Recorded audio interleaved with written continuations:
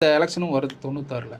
அப்போ வந்து சொல்கிறாரு, இது போன்ற நிகழ்வுனால வந்து ஜெயலலிதா மேலே ரொம்ப கோபம் கொண்ட ரஜினிகாந்த் அவர்கள் அன்னைக்கு சொல்கிறாரு, மீண்டும் வந்து அப்போ வந்து ஏடிஎம்கே ஜெயிக்கும் அப்படிங்கிற ஒரு சூழல் போயிட்டுருக்கு.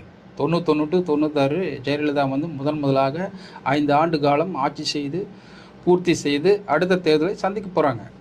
அப்போ வந்து கலைஞர் வந்து அவரும் வந்து அப்போ காங்கிரஸ் வந்து ஒன்றுபட்ட காங்கிரஸ் உடஞ்சி விலகி நிற்கி மூப்பனார் தலைமையில் ஒரு காங்கிரஸும் வாழப்பாடி ராமமூர்த்தி தலைமையில் அகில இந்திய காங்கிரஸும் இருக்கிற சூழ்நிலையில் அப்போ வந்து ரஜினி தன்னோட ஸ்டேட்மெண்ட் வெளியிடுறார்.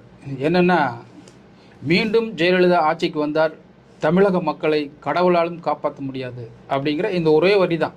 இந்த ஒத்த வரி தமிழ்நாடு முழுதும் பயங்கரமாக ரீச் ஆச்சு.